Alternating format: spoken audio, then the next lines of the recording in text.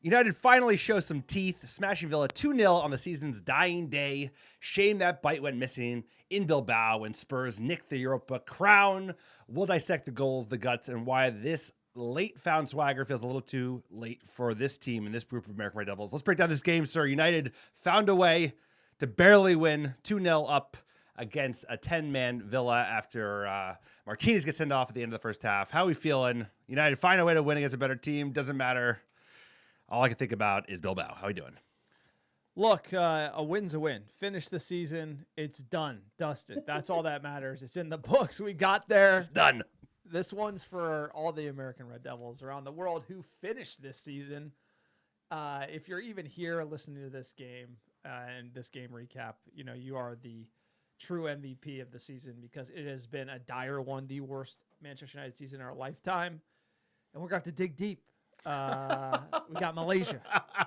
We got Malaysia Wednesday. games. You know, we're gonna be Wednesday. not quite flying to Malaysia, but it's going to be an interesting offseason. Hopefully a lot of moves. I mean, something's got to give here. I think the open heart surgery has to happen at some point. If it's under Amorim, great, but we need to get a lot of players out, a lot of players in, and just get the bad juju out of this locker room. You know, the Antonys, the Rashfords of the world. And now we're talking about Garnacho. The problem is if you blame every single player you got and they're all on contracts and you can't sell them, then what kind of team do you got? And at the end of the day, Manchester United faces the same crisis we did under Rangnick, under Ten Hag, under Ole, and now under Amorim. So it's going to be interesting to see what Ineos does. I am very interested in seeing what they do this summer because there's a lot of wood to chop, sir. Good chopping. A lot of wood to chop. Wood choppers going to be busy. Get that axe sharpened because they got a lot of work to do this summer. We've got a smaller coffer to play with in terms of cash available, and that's where the sales are really going to be critical. We know, I think, who they want. First two signings up. We heard a lot about Cunha. That seems to be moving forward even without European football. But I think everything else beyond that, maybe beyond a Delap, they're going to need to sell players and sell players that are going to be a challenge, like you said. Even Garnacho, now that we throw some mud on the young lad, that doesn't make it any easier to sell a player with a fallout with the manager. Today was just frustrating for me because I'm sorry, American Red Devil community, Manchester United community, I am not over Wednesday. Not even close. I am carrying a lot of baggage, and I was just so mad because many of the same patterns we've seen all season from United, even when you do get things right. We did play better than many of the games this season. No cutting edge, nothing doing from Rasmus Højlund up in the front of the box, no ability to convert chances. We got luck in the second half when Bayindir should have. Obviously, we got a player set off, Martínez, so that was some luck there. And then Bayindir give it a goal away, basically gave a goal away, and then VAR bailed us out and the incompetent refs. So it just feels like more United.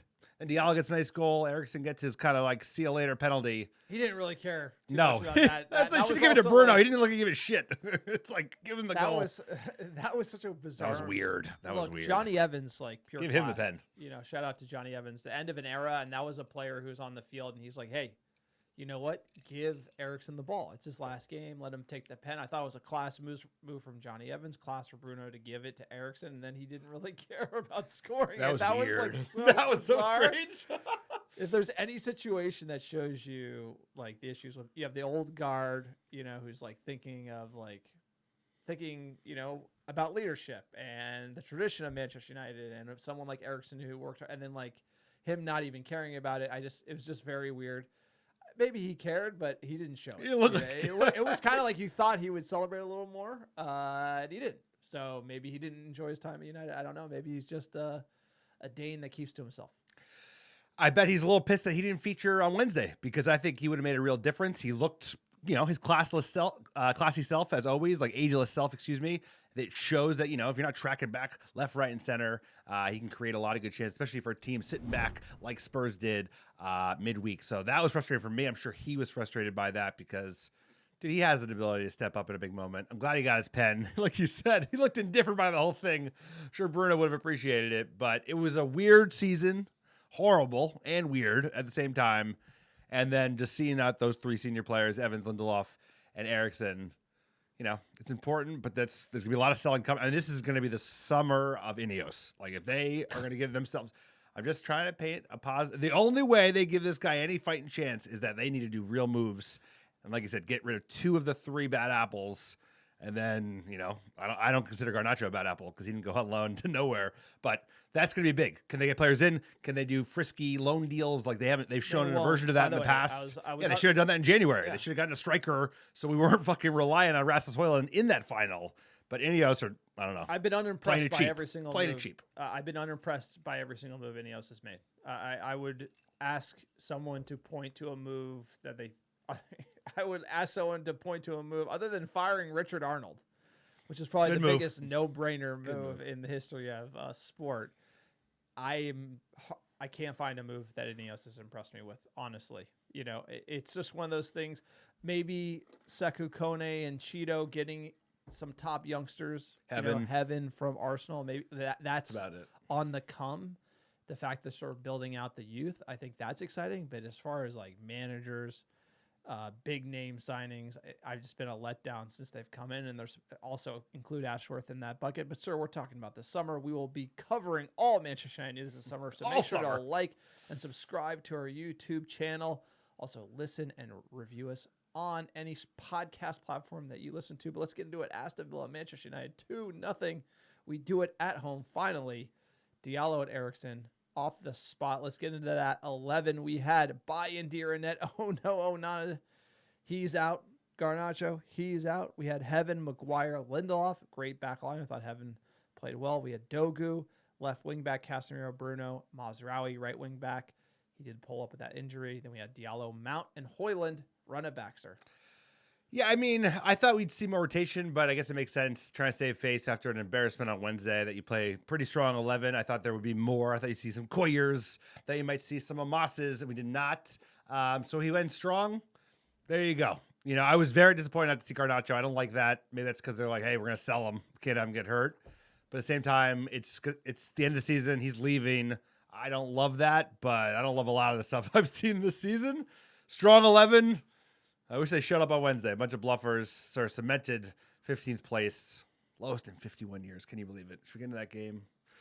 I felt like a kick in the teeth. United come out, huffing and puffing. Not a lot of end product, but a lot more energy than we saw in those opening minutes in Bilbao. Fourth minute, Martinez came up with a big double save. Mount was involved in a couple big chances in the early aughts. And then the 12th minute ball fell to Amad, ripped it just wide before an injury shook things up. Maz went down. Delo came in that first half. Yeah, and Delo, instant impact, 28th minute, slams the ball against the post. United knocking on the door, but it'd be really the call of the first half. The moment of the first half was the 46th minute. Emi Martínez shown red for a rugby tackle on Højlund outside the box. Yeah, Højlund's one-on-one with goal. Emi, I think he's thinking about, the Dane is thinking about going around him and hopefully squaring a ball and getting a much-needed EPL goal. And then Emi just took him out.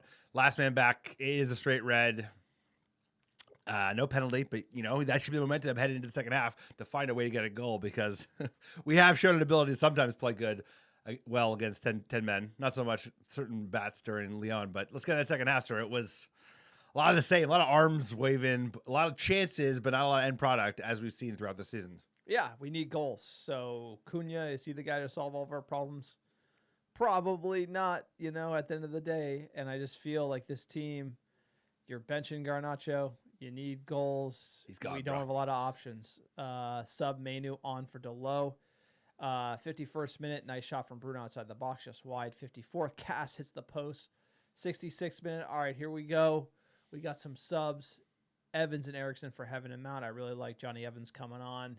He needs a proper send-off. He got it at home at Old Trafford. Obviously, we met him out in Abu Dhabi. Class gentleman. Got to hang out with him in the gym when he was playing for Leicester City. And when we were talking to him, he was thinking about coming to MLS. So the fact he had 2 seasons at United is unbelievable. It is. 73rd minute, this is the moment Villa is going to protest. Bayindir makes a meal of it, comes out. Ball gets taken away from him by Rodgers. Ref blows the whistle and bails United out, because this was a goal. I mean, honestly, this is kind of what I was talking to you about. We end up getting the 2-0. We can write it off, but if you look at this one, we got lucky here. This should have been a goal, and they were down a man. Yeah, and it had no real implications for us, but it has real implications for Villa, who, with Everton leading against Newcastle in this fight for the top 5, all they needed was a draw, And that's a big goal opportunity. Buying deer makes a meal of it. We've seen that too many times. The fact we have such two poor keepers in number 1 and 2 position is certainly worrisome headed into the summer. But United get lucky exactly when they don't need to get lucky in a throwaway game at the end of the season. And immediately after that, sir, we did have an impact. It was a nice goal, but, we always save it when it doesn't matter. Hey, Amad, he's got to stay healthy for Malaysia tour. Let's go. In towards Amad! Manchester United score! And the little fella popped up at the far post. Great ball. Great ball. And from the potential ecstasy of seeing his team score, Unai Emery. Nice goal, nice team goal all around. Nice ball from Bruno, great finish. I wish some of our strikers were better in the box, as little Amad Diallo is just in the air, making it happen, making it count. Love to see it. Love to see it. He's a player for the future. We got to keep him healthy. And I hope we're not playing on any turf in Southeast Asia next week. 81st minute sub Cheeto comes on for Højlund. 81st, Eriksen goes just over from a well-taken free kick and close again. 2 minutes later, skimming the post, United asking questions, obviously with the extra man. And the 88th minute, there was a penalty to Manchester United. Johnny Evans says, hey, you know what? Eriksen should be taking this one. Away again. Aston is quick. Contact there. Where was it? What was it? Referee was Amad goes down in the box. Ball was outside of the box. Contact in the box. Ref points to the spot. That's the big question, isn't it? Is it inside the box? It's not where the ball is, it's where the foul is. So the foul is inside the box. There's a stamp on the heel of Amad by Maatsen inside the area. He took his time before eventually pointing to the spot. And look at the reaction of Unai Emery straight away. Sarcastic clapping. Here goes Christian Eriksen. And it's 2-0. Sir, I've seen you celebrate like A muted celebration from Eriksen. I've seen you celebrate getting a parking spot more than that. Yeah, I know. He's a quiet Dane. 97th minute, Evans almost gets a late header, but that's it. It's over. Season's Manchester over. United's season is over. God, he made it. God, John, sir. congrats. You made it, know what? sir. We did it. We made it. We made it. celebrate more than Eriksen. Victory. Victory. Oh my God. Oh my It's God. like, what a season. Like, watched every game, preview, recaps, just taking a piece of me through this team. Went to a final. 8-game group stage. Like round of 16. Quarterfinals. Semifinals from the death against us. The quarterfinals. But we talked about it. We broke it down. We said we're playing so bad, honestly. Like, what makes you think we can win it? But if you look at the stat sheet, Villa with 10 men, so you got put a little asterisk there. 25 shots to their 6, 10 on target to their 1, 67% of the ball. We win 2-0. We do not finish 17th in the Show us league. the table, so sir. actually, Scroll down. There you go. Manchester United 15th. We did pip Wolves, Tottenham in 17th. What's amazing is Everton, David Moyes, they were below us. They climbed above us here in the table, which is insane. Crystal Palace above us, Fulham, Brentford, Bournemouth. You don't like to see that. You like to be better than those teams. 42 points, or the worst season in 51 years. All the records that we're breaking. Amorim says, you know what? The good times are just ahead. Don't worry about it. Don't worry. Don't Trust worry. me. Yeah, he looks like the good times are coming. All right, here we go. Let's listen to Ruben Amorim. What do you mean by? No, it's everything. It's hard to point one thing. It's not. Is in difficult moments. Sometimes we blame each other as a club, as a family. It's normal, but we need to stick together, and we will be okay. That's all. Pete. Hi Ruben, after this season you acknowledge of so many lowers, what have you seen to give you hope that there is, to say that there are better times? That we have to see next season. I think we are again. We are improving as a team. Sometimes the results don't show that, but we are improving. Again, in the final, I think we was not a great game. But if you ask anyone who's the better team in that game, was us. That is clear. Today we did a Shut the fuck up. I hate when Shut coaches the do fuck that. up. Like, honestly, it's not that's- helping you, bro. Hey, that's some Eric Ten Hag bullshit. I know, I'll bro. tell you. Yeah, I we're like sick of that. Here's the thing. I like Ruben Amorim. I don't like that, though. I think he's a good manager. I didn't think Eric Ten Hag was that great of a manager, and I didn't really necessarily like Ten Hag. I like Ruben Amorim. I think the opposite of him. I think Manchester United ruins everyone, no matter what you think of anyone, whether you think of Rashford or Anthony or McTominay or now Garnacho, right? We're just ruining players left and right and sending them out to do great things elsewhere. So maybe Eric Ten Hag will do great at Bayer Leverkusen. Maybe Probably will. Maybe Amorim will do something great at his next When this club after ends. he's like surely acts. But saying like going back to the Europa League final as a point to prove on why good times are ahead, that's fucking bullshit. Because that, like, yes, we were the better team by a very small margin, and Tottenham did not even play well, and they were without all their best players. So, like, I just can't get behind that point. I can get behind that there is a better future ahead if we make a lot of moves in the summer and get him some dogs in this team, which it sounds like we're trying to do, and we sell a bunch of players. So I'd rather focus on what's to come, not, hey, hang my hat on, hey, it was a horrible season, but that Europa League final, we were the better team. That is not a thing that you want to be selling. It doesn't get you anywhere. It achieves nothing because at the end of the day, you still lost the final. Doesn't matter how well you played. And we didn't play that well. Don't sell me something should have that I created know. 2-3 XG in that game and just like taking it to them. And if that was the case, but we didn't. We barely edged them and we lost. No one wants to think about the loss. Think about next season. Think about, hey, we're building for the future. It hasn't been good enough this season. But I've seen this too many times with these stubborn fucking managers, sir. They need to be able to like own the L, eat the shit sandwich. And sometimes Ten Hag was the same way. It's too stubborn. He would try to gaslight the fans. This is gaslighting because it's not going to help you. No, Just the bury speech that after shit. the game was good. That's but good. But like saying, No, this is hey, bullshit. the reason why good times are ahead. He got asked this question. Like the speech he gave after full time was great. That's exactly the pitch. Now they're saying, why should there be hope? It's the right And he's like, question. to say the Europa League final No, it's silly. is not that to me, whatever, we're parsing words. He's going to go to Malaysia. You got to give the guy a break. But I'm more focused. So after like we can get into the, breaking down Amorim and all this stuff. So like after the final, it's get fucking rid of this guy. Like, because you're just a fan. Furious. We're a fan podcast. We're fans. Like, And we're not bottled it. like He bottled it too. we had the better players. We had the better team, and we were playing like shit, and he didn't change it. Again, that was an Eric Ten Hag thing. But at least he would cut it at literally- halftime. It was like the ghost. It was like It was worse than Ten He Hag. made some. Look, he can have a bad day. Now it becomes okay. That's behind us. Now let's get into. It's all on Ineos, and this summer is 100% on. Hey, man. You invested in this team. You didn't invest enough money. Now we're here. You're just firing people left and right.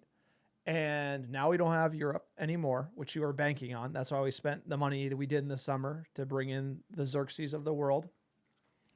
And now we're broke, and now you need to figure out how to make moves. So we got to have to sell Sancho. You have to sell Anthony. No more You have to loans. sell Rashford. Then you have to sell Garnacho, right? To which this manager and Garnacho and Ineos need to all understand, like, hey guys, like don't fight and don't throw mud in the Right. press so we can get a better price for you. Because the story in Manchester United should be, hey, everything's great. This kid is amazing. We do not want to sell him. Right. Like right. that's how you get Not a good. Not this. Don't tell someone from New Jersey how to sell a footballer, but you definitely don't let him have a public spat. Because like the Italians are gonna be like nickel and diming you, sir. It's like like Serie A is not gonna send you a lot of money for Garnacho, but and so it's all on Ineos. So Amorim's the man. He's the manager. I like him. I think he's a good manager. Can Ineos wheel and deal like they've never done before to get him a team? It's okay. Hey, 6 months, he didn't have attackers. He didn't have his team. Now you have a summer. You have to deliver for this man. If they do not deliver for this man and they try to sack him, people are going to burn the mother down. Do you get what I'm saying? If they give him like one arm behind your back, can't get you dogs, can't get him a team, half measure this, half measure that, like Rashford's still on loan playing somewhere. If they pull that summer off, like no way. Like it's got to be like sell big names, get cash in. Just like we need 8 or 9 new players basically.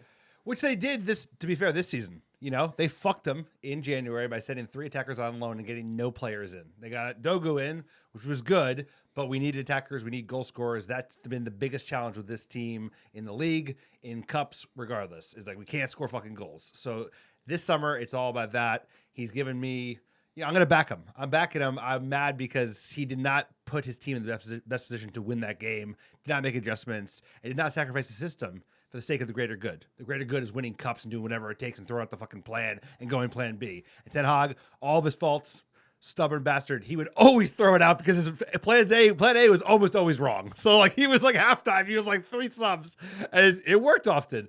He needs to be a little bit more flexible because he's never going to have perfect players. We're just not going to get there, especially given the money to build the squad he wants. So he has to show a little bit more flexibility. And that's why like the line about like, hey man, Europa League final, that's something to hang our hats on. That concerns me because then he's fooling himself.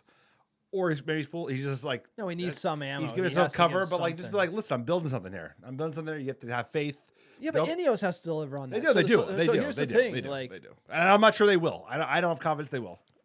This very well could be, the parallel would be Jose Mourinho coming off of the EFL and the Europa League win. Good point. And the Glazers did not deliver to Mourinho what he needed to then continue and build. And so, like, for me, we're coming from a low, not a high, and we need to rebuild. Right. And but we're facing financial problems. So the way to do that is to wheel and deal. Is to basically like wheel and deal, baby. Sell Antony, cut rate. Sell Rashford, cut rate. Get rid of Sancho. Sell Højlund for 20 million Italy. Like literally get rid of these players and sign. We need just dogs all across the roster. We need depth across the roster. And make some serious clear amount moves. Take some losses. You're going to have to take hits across the board, but you need to raise funds and you need to build an entirely new team because I think, point at many things at Manchester United, it's cultural, right? So Garnacho, cultural, right? Rashford, cultural. Like Amorim coming in and having issues with Garnacho and Rashford is like, that's cultural at Manchester United. And those guys are making lots of money. They're leaders or they're youngsters who think that they're too big of a deal, right? And those guys should all go, but those funds need to come in, and we need to get players who do not have that mentality, right? You need to give him the tools to be successful. And success is relative. I think a top half, middle half of the table finish is what we're looking for this season. But you have to give him something because they under-delivered over January, right? Like he got brought in November and they did a couple transfers. They got a wing back, but really they didn't give him the attacking tools he needed to go on and try and do anything across all those competitions where we couldn't score. This summer, like you said, they're gonna have to eat shit sandwiches. Like you're gonna have to take big losses on players that you didn't want to do, right? Like when Sancho gets booted back to United, we're gonna have to do like a Van de Beek deal, like basically like for scraps. You take his wages, you can have them, and that's okay. You just get because you have, like you said, we now have a cultural rot at this club. We need to push out some of these players who just like aren't in the right headspace. And even if you need to not make the financial gains we want to make, you have to get those personalities out because you have to give him the best chance to be successful. And that's got to start with culture. Like we've got to get the culture right. And he's got to be kind of the spearhead around all of those things. So you got to get the bad personalities out of the dressing room. It's been a hell of a year. Let's get into fan questions at D_Cole18. Eriksen, Lindelof, Evans, Onana, Garnacho, Sancho, Højlund, Shaw, all should be sold 100%. Villa miss out on Champions League football. Can they afford Rashford? No. Nope, not now. Or do we just bring Antony and Rashford back for reinforcements? No. We do not. Licha is back next year. Unfortunately, fool me once, shame on me. Fool me twice, shame on you. I think Licha is just going to be a great player who never hits it because of the injuries. We need a plan without him. We need a left wing back, 2 CDMs, and a striker at minimum. Lots of work. I think we will cover that. Ironically, we're signing a number 10 right out of the gate. And a left wing back. We're getting rid of attackers, right? So Cunha means you're selling Garnacho, Antony, etc., right? That's really the replacement there. At Mike United Mets, 15th on goal difference. You'll never sing that. What are the Sir's predictions for the total number of outgoing players and total number of incoming players? I think we'll see a significant net reduction given no Europe next season. Enjoy your summer, Sirs. For me, if I was running it, it would be scorched earth. I would be like rebuilding the entire team. Salt the soil. Yeah, no, I would sell. fall of no, Carthage. it would be Bruno, Rashford, like everyone, like Højlund. Who do you keep? Okay, who do you keep? How about that? Because sell everybody. Who are your players that you want to build a squad around? Like, who is not a bluffer in your mind of the lot we have in front of us? I mean, the only players that I would, if you look at the back line, Amad Diallo for me, like as a player to build around. I agree that Amad is a player to build around. For me, it's really the Amorim system is like, where does he fit? Yeah. Like, and so like that's why I'm selling a Garnacho. I like, if you're gonna play this way, do you need a Garnacho? And then Cunha comes in. He's gonna feature on the right. Now is Amad taking Cunha out? And then it creates all these questions. At the end of the day, you keep Amad. I'd be keeping Maguire. I'd be keeping, Mazraoui, Dalot, Dogu. Like, that's pretty much it, Heaven, Cheeto, like the kids. Like, That's of about course, it. the That's youngsters. Yeah. probably I mean, about like, Delit injured. Like, I want to be all about it, but it's kind of like, hey, I haven't seen it. Lenny Euro, like, jury's out for me for 50 million. It better not be right next year. But for me, I'm just kind of, there's a lot of questions there as far as like that type of money. At Rugby Teacher, so out the door: Rashford, Sancho, Anthony, Garnacho, Onana, Eriksen, Lindelof, Evans, Heaton. Heaton's getting a new deal, actually. Possibly out Shaw, Bayendier, Rasmus, Manu, Delit, Xerxes, Maguire, Bruno. Ralph was right. We just didn't want to believe. Totally, yeah, exactly. Like, everybody's out. Come on. And here's the real rub: is Bayendier and Onana. I know you got to get rid of both of them. Yeah, they're both like There's like that one thing a keeper can't have, and that's the yips. And they both have the yips. It's like it's like the number one. You'd be like number one category of keeper that you don't. It's like giants. You need like low yips, and these guys are just like, even the goal that went in. So you saw that replay of you were kind of defending Onana there, having watched it a few times. Like, that is no, just, a top goalkeeper. A top goalkeeper saves that. Oh, right? he's just like literally like no problem. He's just like, he's got the. I mean, he's got. They both. They got the nervous Nellies. It doesn't even make sense what he did. He jumped up like there was no shot. It's just unbelievable. And I'm glad it's like Onana off the team was also great. I'm glad that Amorim pulled that one. And then what the funny thing is, Erik ten Hag wants to sign him. Good. I love that. That'd be great. I love that. He'd probably do way better in Germany. Yeah. Have a good time. I hope he buys a bunch of our players because they are going to sell their player right for top dollar to Liverpool, right? That attacking, Wirtz. So they'll have money to buy our rejects. They should buy Højlund, buy Onana, Mason Mount. I've never been this happy for a season to be over in any sport ever. The only bright side of the season was listening to the Sirs. Thank you. Appreciate you at Bleeding Red SD11. Have a great off season. You lads deserve a rest. Yeah, right. We're going to KL, baby, Kuala Lumpur. We will actually be around in the summer, sweating in the bunker, covering all the transfer news, having a blast here. That's what the podcast is all about. At Lexus578, who is our 10 next season? Who is the ideal striker? Now we don't have money. Jonathan Davies. Can we still get Joe Bellingham? Now he is in the Prem. As far as who's our 10s next season, Cunha, if we get him. It'd be Bruno and Cunha, but it depends if Bruno stays. I think that I'm a little surprised that we haven't heard anything about the Bruno deal.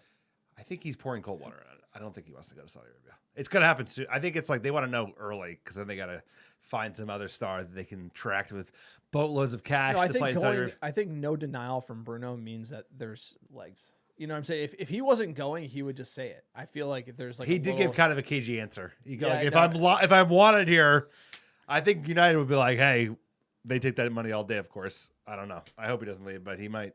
That might be what we need to truly do a reborn, like a rebirth, build it all down. It's like you sell your best player in an opportunistic deal, which this would be a very opportunistic deal. We'd all hate to lose him. He'd be impossible to replace. But we need to kind of burn it all down and build it all back, and that would give you an option to do so. No, we don't need Hero Ball FC. That's not reliable. We need like everyone putting in a shift FC, and that's the problem with when it comes to just like having all stars on your think about it. Garnacho has had attitude problems. Like all these guys, it's Hollywood failure FC, and it's not. It needs to be like Delap. Like we need to be like thinking like Ipswich, like everyone try really hard. Hard workers. Like exactly. And at M Hersey 5 will end on this one. Such a bad season we endured. However, I'm feeling optimistic we'll clear out some of the shit bags and bring in some new, young, hungry players. I foresee a much improved team. Thank you, sirs, for another fine season. Appreciate all you do. Enjoy a dark ale and a meat pie, sir. Get me a meat pie. There's not enough meat pies or dark ales They don't to even, like, wipe this out of my memory, sir. What do you got for me? They got meat pies over here? There are no meat pastries at the local grocery store The here. local supermarket. There aren't any unchilled meat pastries in the just sitting around supermarket, like- unlike in the UK. They're everywhere. Look, a Sausage difference. roll? I know you love him, sir. The guy holds the halftime pie record at the Amex Stadium. Not to be beat. And- The top South Coast pie record They're still like, stands to they this ran day. out. They're like, we Unbelievable. can't sell you There's anymore. There's 4 per patron, my man. You had to buy some in my stead, so I appreciate that. Look, at the end of the day, It's it over. is a It's bad. over. I feel like so. I have mixed feelings. The rage of the Europa League, but the Europa League final, it would have put the expectation of like we're just gonna flash, we're gonna Woodward our way out of it. We're gonna sign Gorkies, we're gonna sign these guys, and we're gonna go again. We and probably go would've gotten again, Gorkies. We probably would've gotten it's- Gorkies. and I feel like this breaks the wheel, where it's like Ineos and they should hire me, but I don't want to work for Sir Jim. Micromanager, I've heard, not a great guy to work for. Don't want to work for him. This is how you stretch. The issue is you have to sell Bruno. You have to sell Rashford. You have to try to sell. Like, I would even put Ugarte on the market. I put Casemiro on the market. I would put every single player on the team except for, say, 4 or 5 players.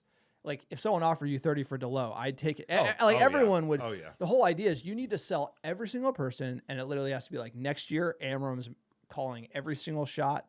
He's the one who's in charge of the entire operation, and so that way, the only way to get forward in this team is to impress him. And you sign some like Dogus, some like 20 million, 30 million young, hungry Strong. kids that are just going to go out and give you everything. And that should be the one metric that we focus on is like not being outrun, not being outworked. And that's how we should be driving and building the foundation to then add all-stars to that, right? Because you need that foundation, you need that depth, and we just haven't had it. We just had bluffer FC, high bluffer ratio all the way through. And if we can do that work, which we have not done every summer, we've literally put it off and put it off and put it off. Even last summer was fucking Ed Woodward fucking bullshit summer. Because they got Europa League out Like of nowhere. splash- Yeah, like we got some 50 million. Splash cash. This guy's gonna be great. Like Xerxes gonna be great. This guy's gonna be great. It's just like more bullshit. And it's like, no, we need dogs. We need players you don't know. We need hard workers, and we need Amram to just run a meritocracy. Be like, if you don't run and give me everything every game, then you're not playing. And that's how it has to be. And Amram could be the guy to do that. But if Ineos does a half measure of that, that's where I have issues. So I'm starting to feel optimistic that they're going to go that way, scorched earth, burn it down, salt the earth. But I don't know. They have to. They have to because of lack of options, because of the budget for next season and the holes in the squad. I think that is the right approach at this point. We've tried, like you said, we've tried half measures before. If we had won the Europa League, as much as we would have enjoyed it, and losing it is such a bitter pill to swallow, they would have gone. They would have they wouldn't have taken their medicine. They wouldn't have gone on the appropriate diet we need to get into fighting shape and advance the next season. Because, like you said, we need to get rid of every player you possibly can.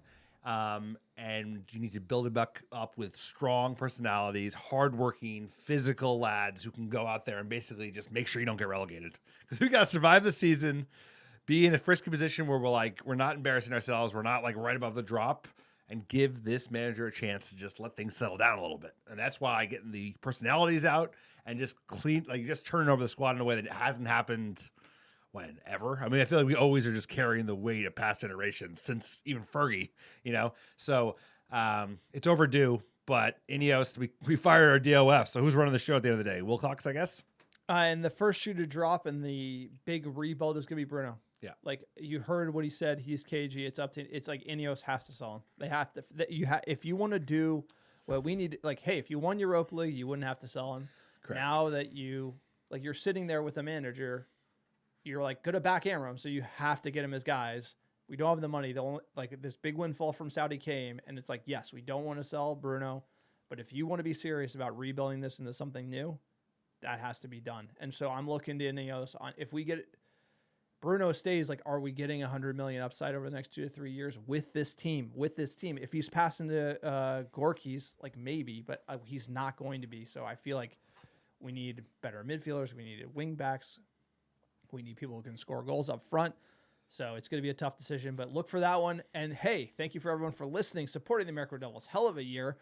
Hell of a year. What do we have on the docket? We are going to be breaking down the Malaysia game midweek. We're also going to do our season recap next weekend. We're going to be covering all the different transfer news, jumping in. So everybody, please like, subscribe. Go to our YouTube if you're listening on iTunes or Spotify. Subscribe, comment below. Let us know what you think. How would you rate this season? We grade it on A to F. You know, the American, school system grade, sir. It's been a hell of a year. It's been a hell of a year. We appreciate all our fans. Thanks for sticking by us. We know it hasn't been easy, but you guys have kept us going. First year with YouTube. Big step out into the darkness, out in the wild. We've picked the perfect year to do so. If you can see our faces as we just watch this team kill us week after week. But you guys have stood by us throughout this entire season. We really appreciate it. We've had a lot of fun, though. We've had a lot of fun. It's been, dude, the road trip we did was amazing. Going out to San Sebastian, Real Sociedad. That was great. That was like so much fun. ARD abroad, and doing YouTube for the first time. So it's been a lot of fun. And having fun, cheering on United with this great community, sir. Give us our top 10 downloads last 7 days. We will be back. It's going to take a lot longer than any of us had hoped. Number one, how you doing? Dublin, Ireland, Chicago, Illinois, Los Angeles, California, Oslo, Norway, Brooklyn, New York, Melbourne, Australia, Orlando, Florida, Manchester, England, Charlotte, North Carolina, and last but not least, Portland, Oregon. Appreciate all the American Devils listening week in, week out. Couldn't do it without you. Thanks for having our back throughout the season. And we'll be with you all summer long for all the Manchester United news from this side of the pond. It's going to be coming thick and fast. Manchester United like no other club, sir, in the world.